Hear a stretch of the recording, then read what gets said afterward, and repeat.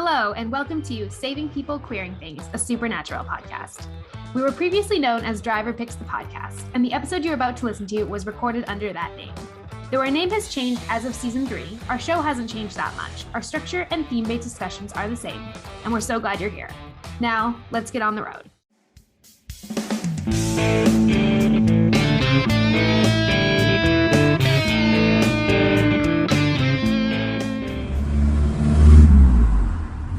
Hello, and welcome to Driver Picks the Podcast, the show where we talk about ghosts, road trips, and free will through every episode of the TV series Supernatural. Today, we will be discussing Season 1, Episode 15, The Benders, through the theme of imagination.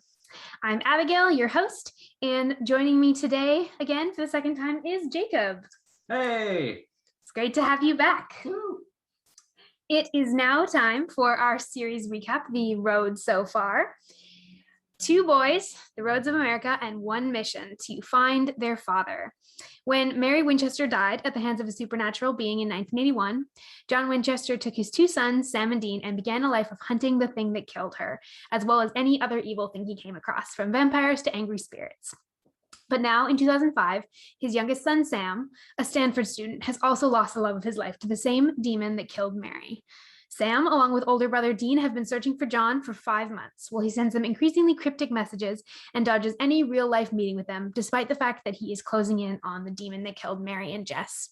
Though the boys continue to reach out, John is nowhere to be found, and Sam and Dean are becoming more and more desperate. And that brings us to this episode, episode 15, The Benders, and to our 30-second recap. Oh boy. And one note that I am going to make, just as a bit of a content warning, this episode is quite violent. It does include discussions of serial killers. So just be forewarned, that will come into the 30-second recap and also possibly into elements of our discussion.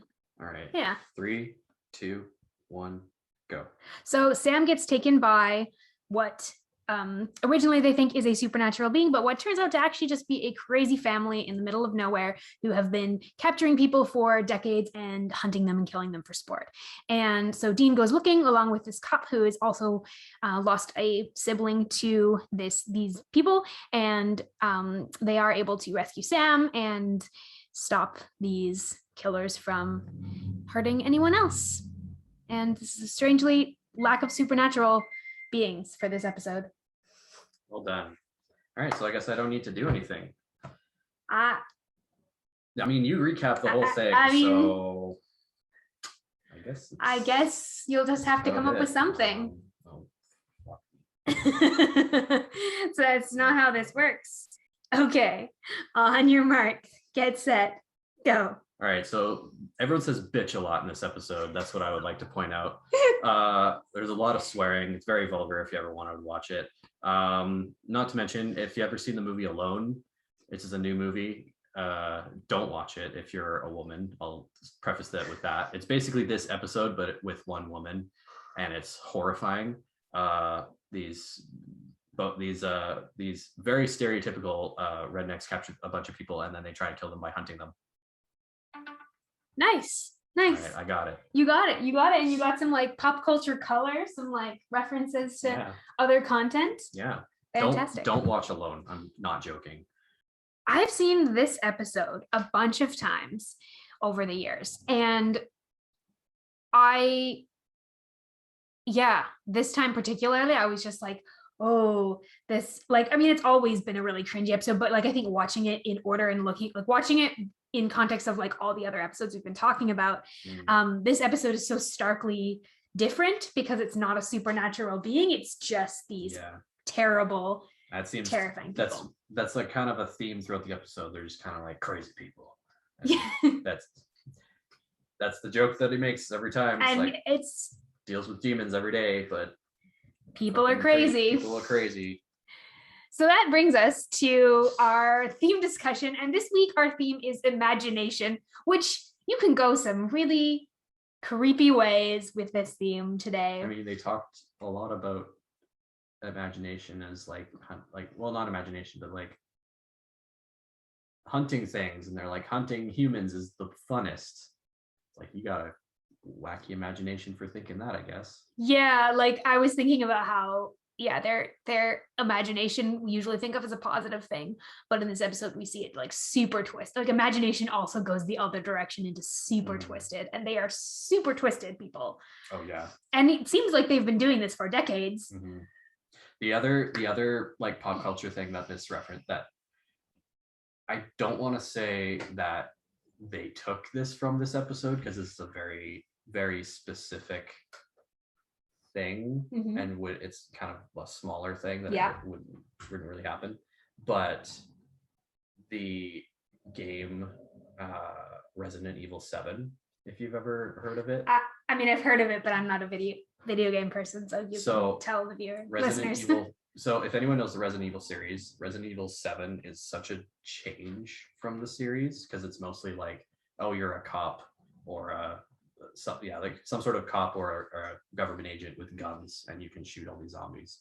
Whereas Resident Evil 7, you're this guy whose wife gets kidnapped in Louisiana, I'm pretty sure, and he goes to save them, and it's this very similar situation. It's this family who's fucking crazy, there's also the Resident Evil 7 of like the monsters and they're all monsters essentially. They're all like got this what's it called, the virus, and then that makes them into these monsters.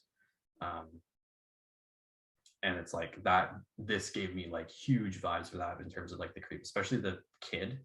The little girl was very reminiscent of like the little girl in Resident Evil 7. Very like looking creepy. Yeah.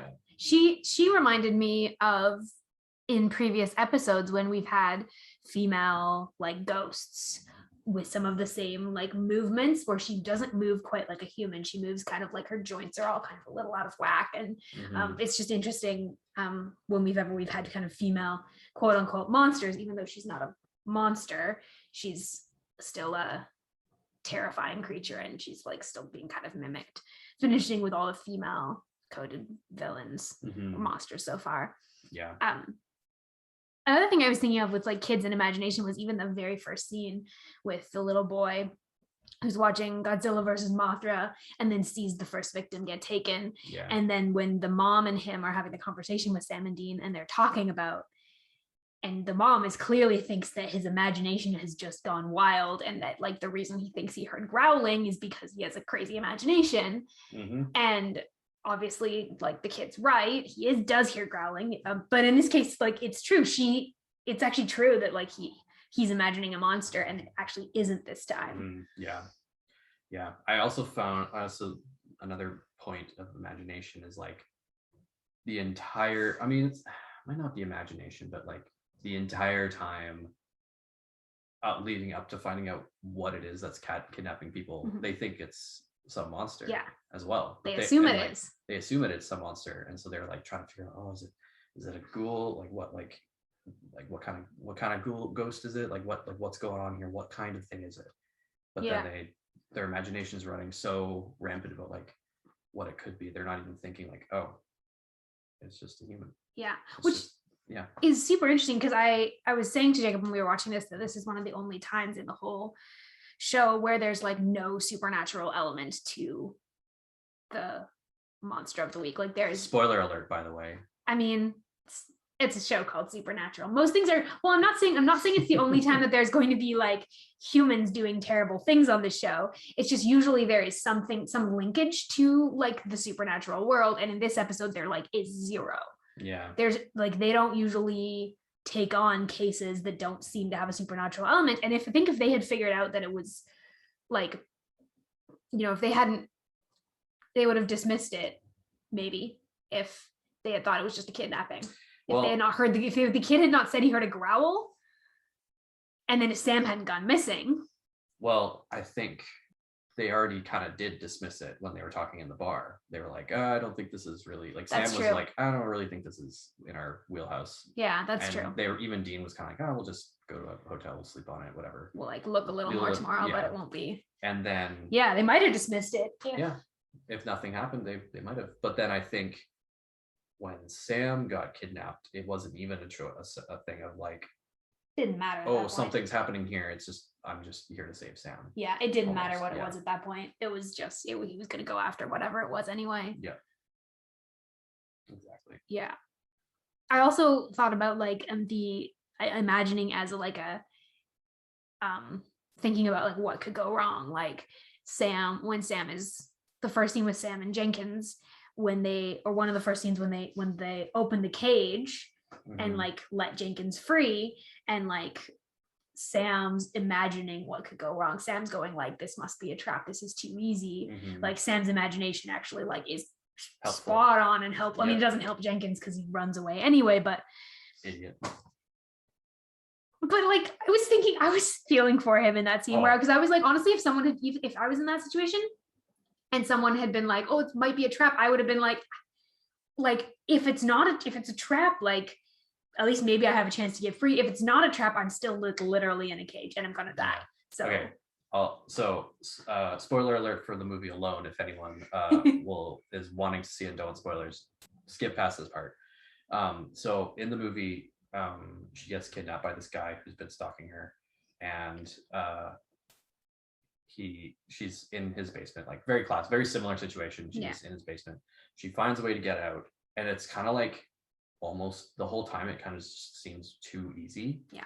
And so like the whole time it's like one of those movies where it's like it never actually goes through with the jump scare or goes through with the like thing happening. It's just kind of the whole like you have to imagining that it's coming every moment. Yeah. I hate that. It's my least favorite thing in horror tropes. It's a very tense movie, but it like never really makes it worse because the longer it goes on, the worse you think it has to be. It's definitely like a psychological horror movie. But like it's that whole moment where it's like but like it never comes. And it's like she does get away, but then he's chasing her because he finds out that she runs away. But it's just like this whole thing that's just they hold you into that tension instead of like with this, it's just kind of like very obvious. And to continue the plot, they kind of just were like, all right, because at this point that they needed to get to the point where they were like they are hunting them. They needed to establish that. Exactly. It's also, I think, might be the first episode we've had so far where we haven't like see like the first like death hasn't happened until a decent amount of time into the episode. Like usually there's a first death in either the scene before the intro or like the scene right after. Like this, they drag out the plot for probably like good 10-12 minutes before we get to Jenkins' death. Yeah, because I mean, at first you think he's dead. Yeah. Because it's the classic like, oh, he gets taken from under the car, he's gonna be dead, but he wasn't.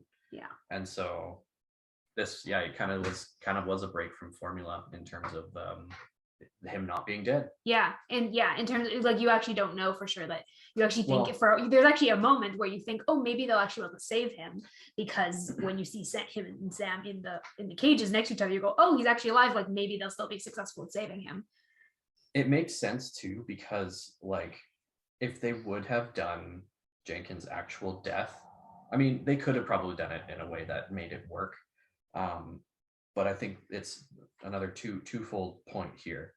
First being like, it would have broken probably the suspense of it. Oh, it's just people. Yeah. If they would have shown him dying at the start, like kind of like revealing that too soon would have taken all the mystery out of it. And like the first one that we watched, the Halloween or the Scarecrow one, you saw the Scarecrow thing at the start, I'm pretty sure, right? Yeah, you don't see it move, but you see.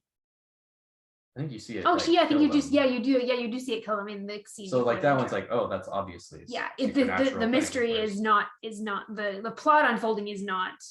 Yeah. Is it a monster? It's like, what is this monster and how do we stop it? And there's more mystery leading up to it, and then it's kind of a twist. Yeah. And then the second point of that being, it kind of like ties into it being, this is a very different episode where it's like it's not killing the guy off at the start.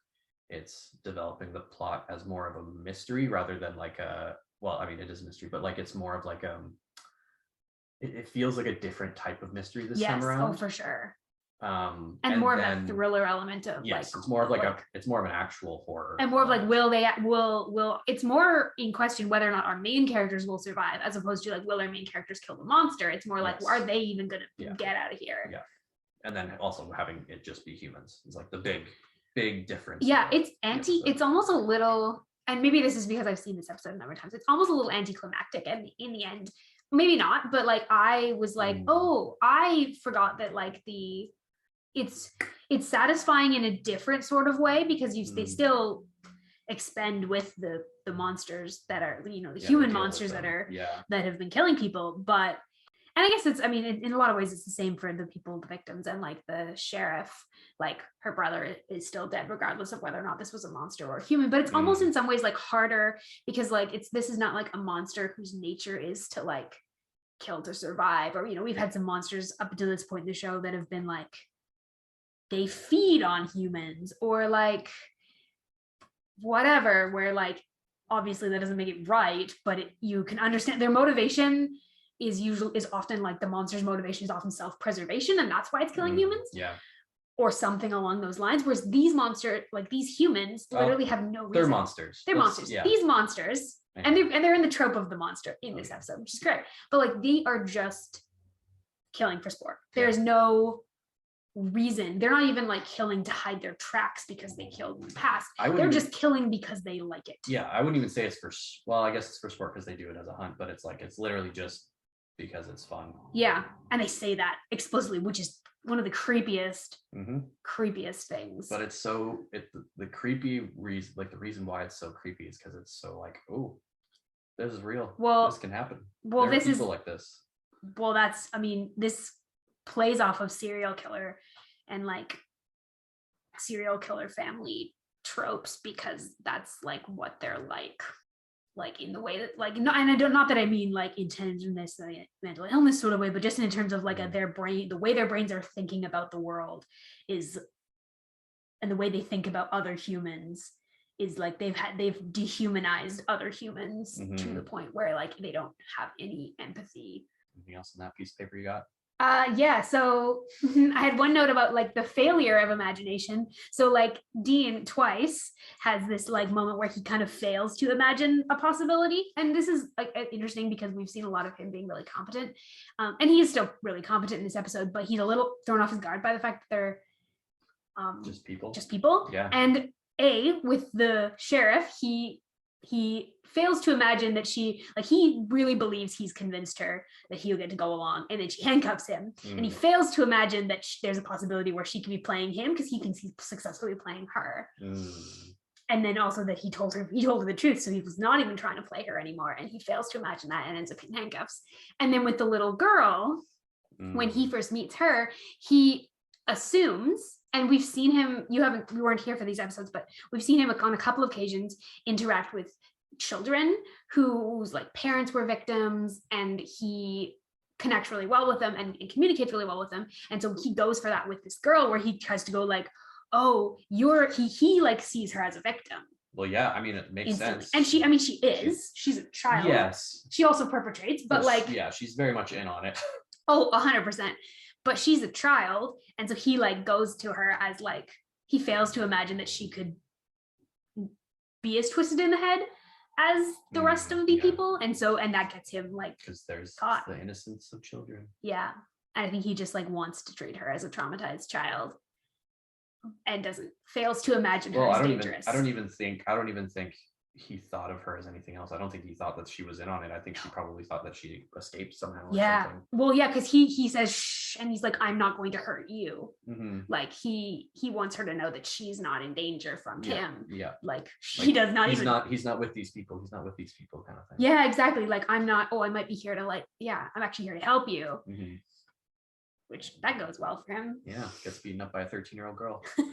I do love the mirroring in the like, Dean says to Sam early on, when Sam gets jumped, he says, "Getting rusty there, kiddo." Oh, and then Sam at the end says to him, "Getting rusty there, kiddo." Yep. You appreciate the brotherly banter. Got him. Yeah. Now you've seen 2 episodes, and in some ways it's a kind of a weird 2 episodes because you've seen one where it was very much in the style of a lot of one-off supernatural episodes, and then this one, which is like in the style of like a monster of the week, but it's not a supernatural monster of the week. Right. I mean, it was definitely, I liked this episode a lot because it was a little more real. Like, yeah, I'll be honest, the movie, again, I'll reference to it again, the movie alone, I really liked it. Yeah, I remember you talking about it when you saw it. Yeah, I really liked it, and it was very like well made and kept me on my toes, and it didn't scare me because, again, I'm a guy.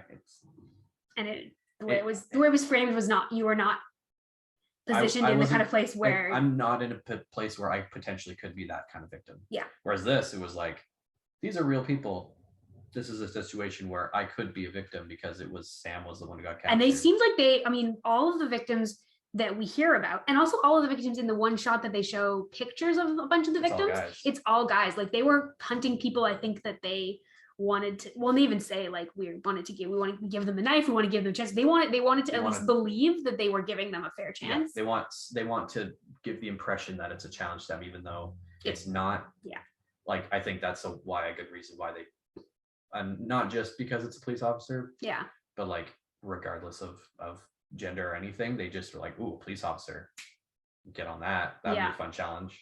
Yeah, even the pictures, like, those are pictures that those are like that was the like level of like, this is a horror movie. Yeah. Right here. This is the stuff you'd have in a horror movie. And like, that aspect also gave me a thought of like, this is like them imagine, like, it's another imagination thing where it's like, you take these kind of pictures when you're hunting, like, you know, when people hunt and they take pictures of their trophy or whatever. Yeah.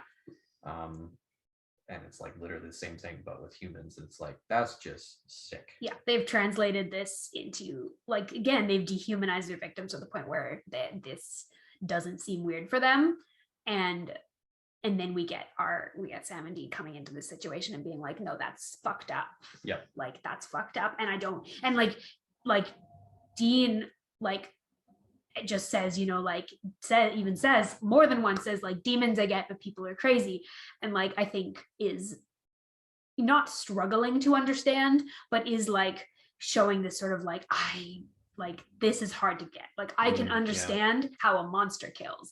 This is more terrifying, and we're going to see his development as like the show grows, and there is more and more of that like nuance of like, because there's going to be times where people are really the monster, but a monster is doing the killing, but there's people that are also involved that are letting it happen, or causing it to happen, or, you know, spells, whatever. Like, there's going to be like more and more nuance they're going to add into the monsters of this show. Yeah. And you know, even Dean and Sam are going to have to grapple with like their own choices and like their own mistakes in terms of like, who's the real monster. Yeah. And this episode is like kind of an interesting one because it's still really black and white to them. Like, monsters are supernatural beings that we kill. Yeah. Humans are not supposed to be in that same category. Yeah, that's a good point. It's like, even us thinking that, it's like, they're not supposed, like, that's not right. That's not supposed to be what it's like. But it's like, it is. Some people are just like that. Yeah. Which is awful and not right. But it's like, there is a truth to that. Yeah.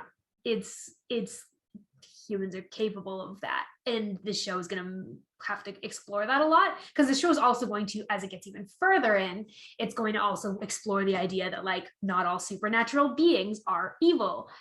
Like, sometimes the humans are the evil ones and the supernatural beings aren't, and even like, supernatural is going to play with, kind of spoiler for some of the future, but like, it's going to play with angels and demons. Hell yeah. And also the question of like, you know, we think of angels and demons as like the good guys and the bad guys, and they're gonna mush that right together and be like, it's not as simple as that.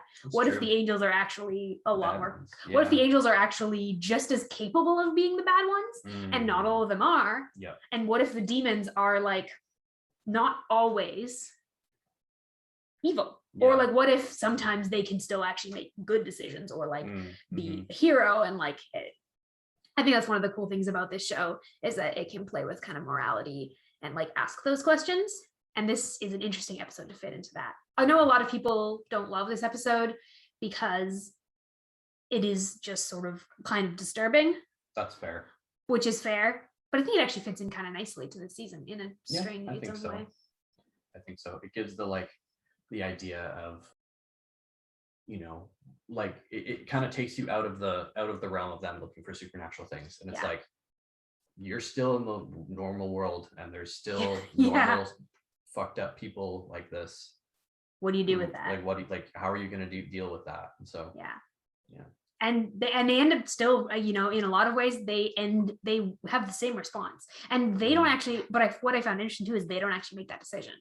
Like at the end of like when the sheriff kills the dad, like the two sons, it's kind of ambiguous of whether or not they're dead or not. I think they're either because they're bringing back up because it's going to be the kid and the two sons.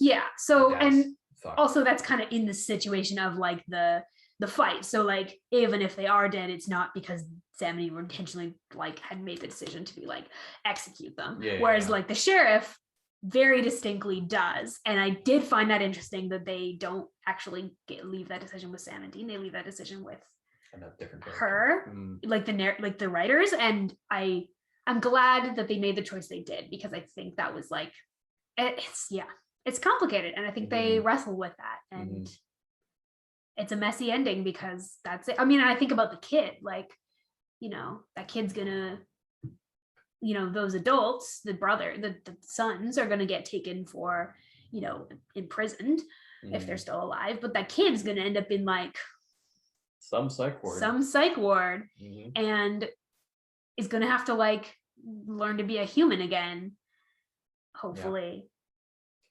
Yep. Because it's and those boys and those like men, if this has been happening for 20 years, they were children. Yeah, it's true. Well, they're definitely going to be locked up in some max security prison, and then we do a lot of psych evaluation with them. But okay, we're going to move into our going meta segment because we also noted that it is late. Well, late for us old people, and I have school tomorrow. Nerd. So thanks. I'm channeling my Sam Winchester pre-dropping out of Stanford and trying to. So you're avoiding your problems. Yes, I'm avoiding my problems by going to school. Oh, ouch. That was a call out. I need to go to school. Hold on. That was a call out that was a little too close to home. I've got problems that I need to avoid. It's a great place to do that. Sam Winchester is spend a lot of money avoiding your problems. Okay, so in our going meta segment, we talk about lore, track character deaths, pop culture, bunch of things. Again, this is twice now. There's been like 3 significant deaths in this episode. So number one is significant deaths. Hold on, is it? So what we mean? Yeah, no, it's 3. Do I need to remind you how we define significant deaths on this show? Significant to me. Yes, I know. Significant to the Jenkins, the brother, not in this episode. That's like a half one. And the sheriff's brother. The sheriff's brother. Okay. That's significant. That is, it is significant to the plot of this episode. So that's like half. We are going with significant to the entire show. To this episode.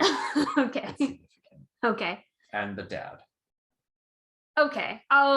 In terms of the context of this episode, I'm gonna make you change this. I'm gonna make you change this part. Oh yeah, you probably are. I'll have to have a second one. Every death is significant. Every death, which I actually do appreciate the making sure we honor every death in the show and like treat them all as humans. So I do appreciate that. You should make every single time you do this bit. Okay. Regardless of whether I'm here. And when I am here, I'm gonna make you do it. There we go. Okay, I can appreciate that. There you go.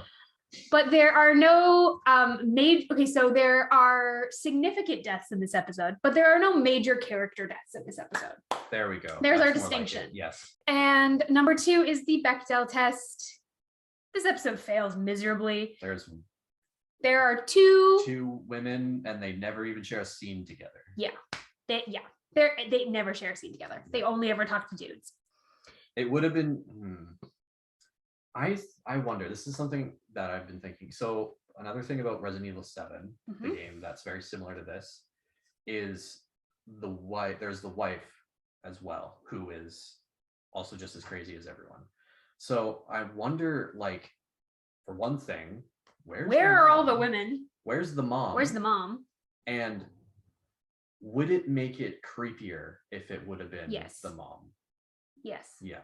I think so. Like Well, either as well or I think as instead well of. it would have made it creepier. I don't want to say instead of, because I don't want to attribute like more creepiness to a female character than a male character. I think it wouldn't have changed the level of No. creepiness, because it would have just been like, okay, well, it's the same thing but without. But if you added her, for sure, I think it would have like upped that. Like, because there was I did have a moment when they have the scene where Dean's tied up in the chair and all 4 of the family members are there, and I did have a moment of being like, where have there been no girls in this scenario? Like, when was the last time there was a girl in this scenario other than this kid? Like, where's the mom?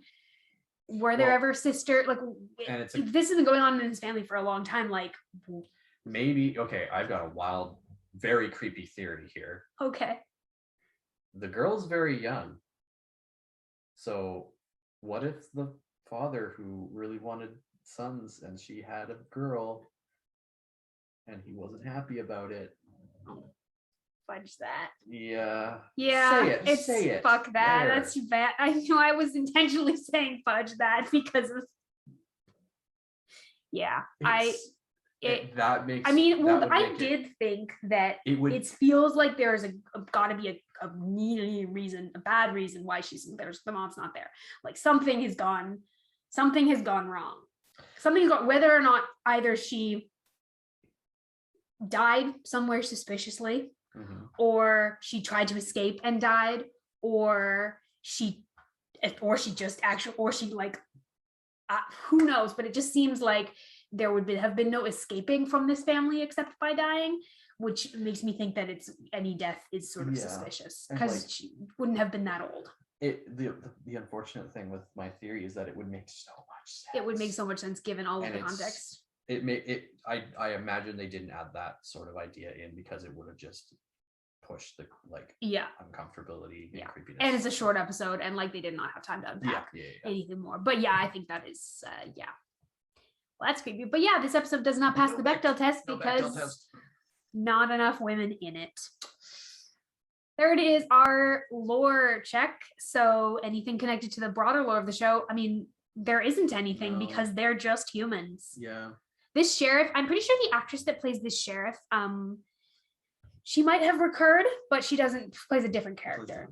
So it's not really relevant. Reuse of extras. Fine. And she's fantastic. I really loved her. She was a very good actress. I was trying to make, and I didn't make it. I was trying to make a TikTok about all of the like significant like sheriffs that they interact with over the years, and like which ones are the best ones versus which ones are the worst ones. And she was on my best list. She doesn't put doesn't put innocence in danger. Like she takes her job seriously in terms of like she doesn't put Dean in danger when she thinks he's a civilian, which I appreciated. Like she genuinely seems concerned with the protection of the people in her jurisdiction and with Sam and Dean, and I appreciated that. In terms of like the sheriffs in this show, law enforcement in this show has a really mixed presence, and law enforcement in general has a really mixed presence. That's incorrect. I figured. Thank you. That was from the old document. Next is locations. So this episode is filmed mostly in Maple Ridge. And then also the bar that they film at is actually like an industrial building that actually doesn't exist anymore. Nice. But and then the story location is Hibbing, Minnesota. Which I'm going to look up. Hibbing, Minnesota. That's really interesting. It does. So I need to look up something really quickly because. Okay, so this is going to be another spoiler. For future, it's not a big spoiler. So then Hibbing, they come back to Hibbing. Hibbing is a significant location later in this show. Hibbing is where Donna, for those of you who've seen Much Later, Donna Hanscom, who is an amazing character, very, very significant, is we first meet her in an episode called Hibbing 911. Hibbing, Minnesota. Interesting reuse of locations here. So back to lore. This actually does have some lore. They come back to this town and do hunt a supernatural being in this town. Like, but 10 years later. So I wonder, okay, plot point here where they're in the bar and they're saying their dad was like, the dad had noted this town. I don't think it was for this. It was not for this. Because the guy said that they only did a couple a year to not draw attention. Yeah, so like it shouldn't be that well, because then they say, oh, like more people go missing in this town than like in any other county, which doesn't make sense if they only took 1 or 2 a year. That doesn't seem like enough. So when they go to Hibbing in season 10, Hibbing it's vampires.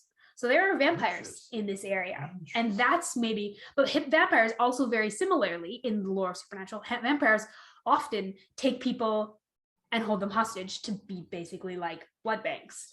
So they've been doing the same thing. You wouldn't be, and anyone who's looking at the numbers would not be able to tell the difference between these serial killers who are just taking people and killing them, and the vampires that are taking people and also ultimately killing them.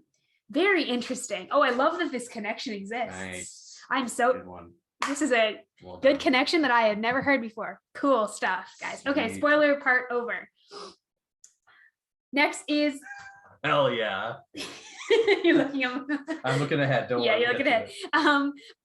Next is pop culture. So pop culture references in this episode. The big one is the Godzilla versus Mothra reference.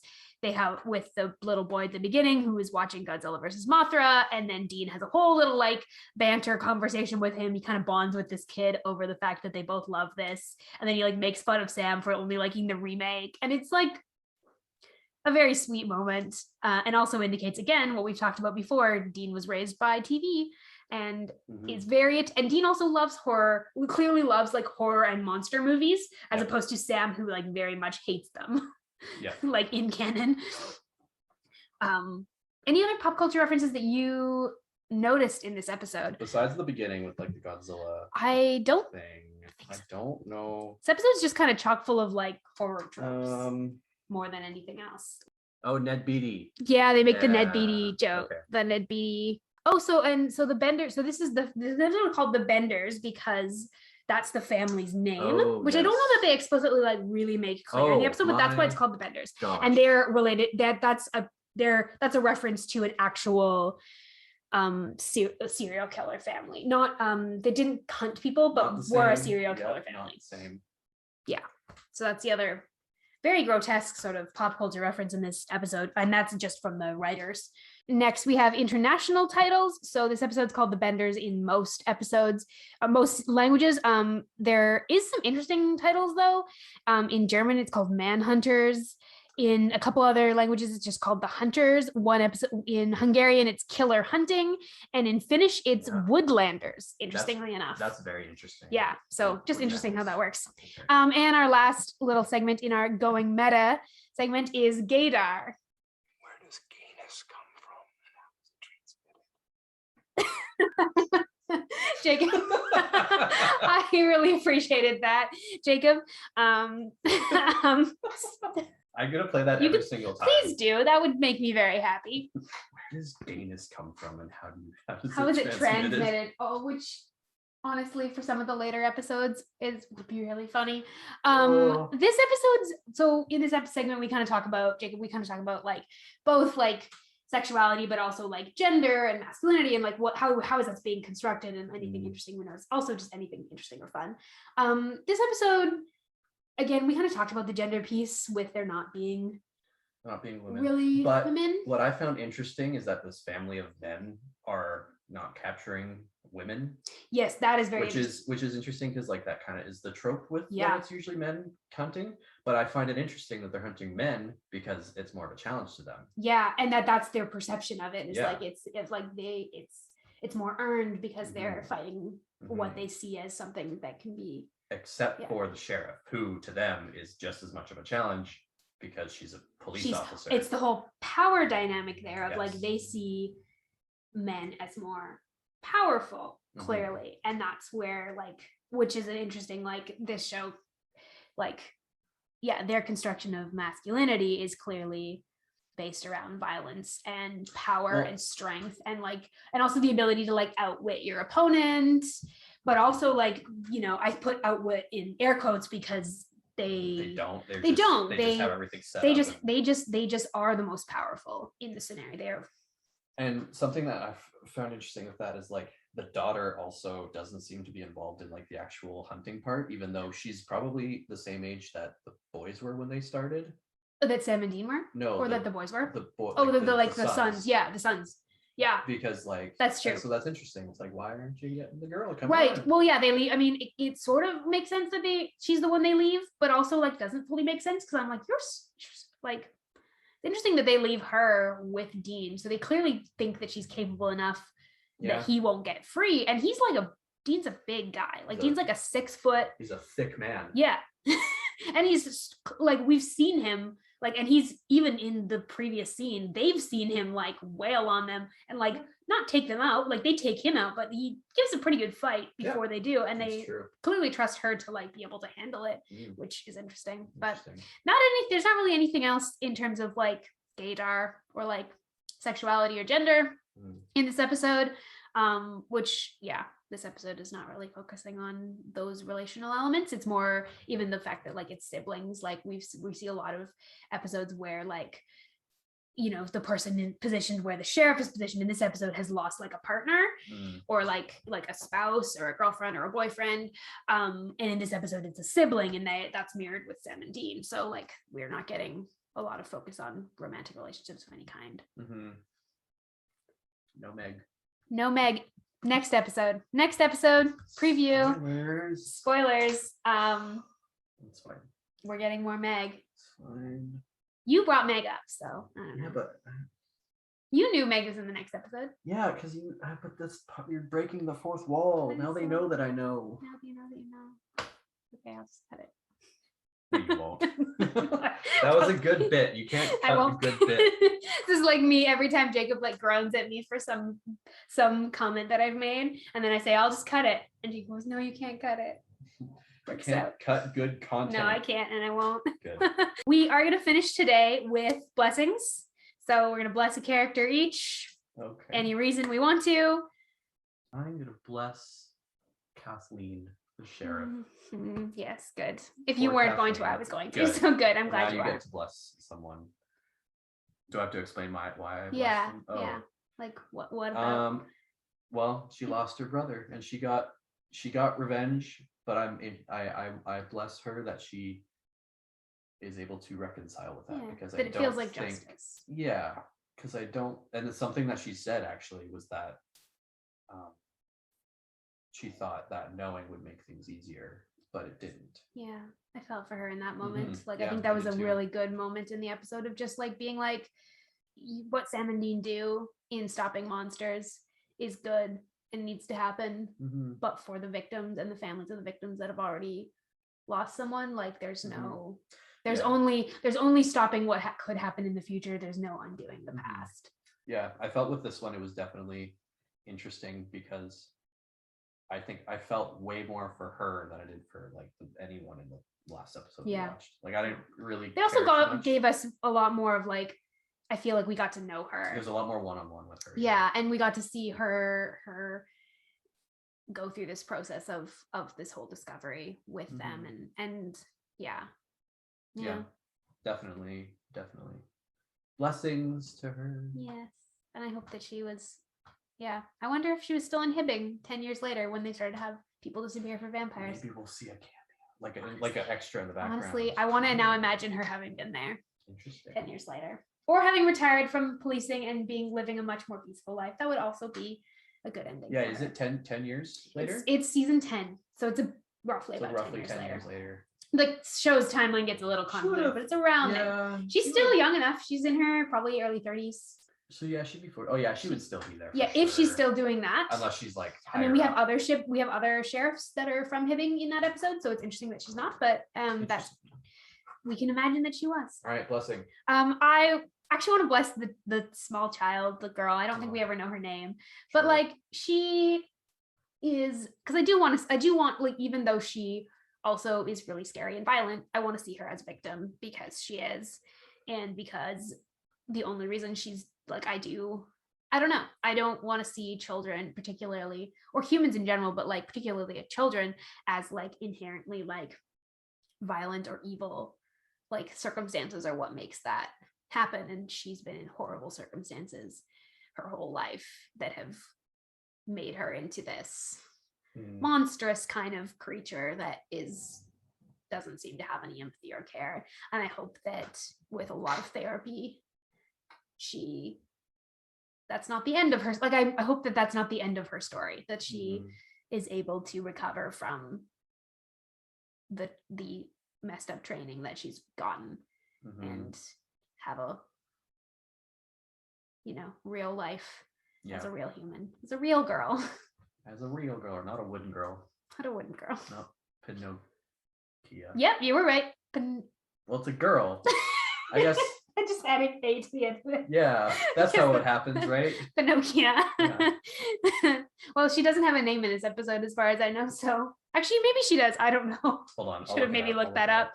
I mean, that's how it works. There was a girl in my high school that her name was Jacoba.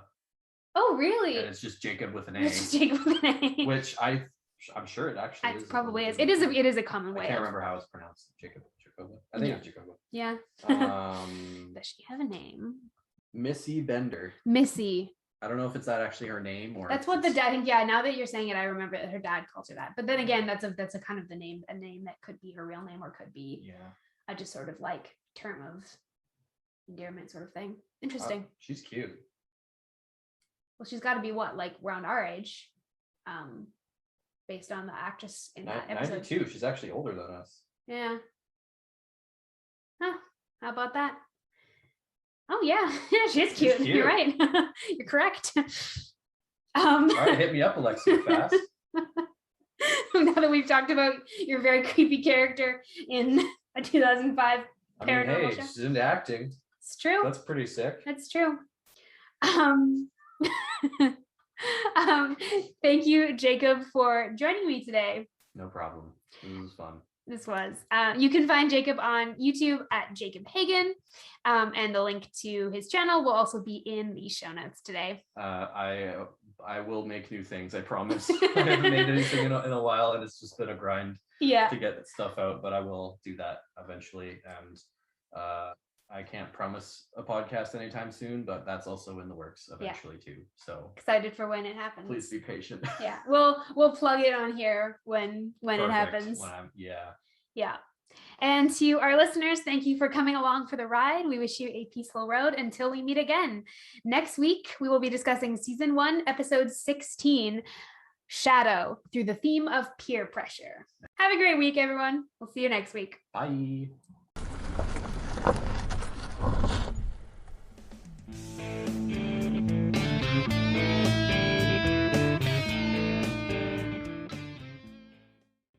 A note to our listeners. This episode was recorded prior to our season 3 name change, where we went from Driver Picks the Podcast to Saving People, Queering Things. For all of our new social media platforms, visit queeringthingspodcast.com.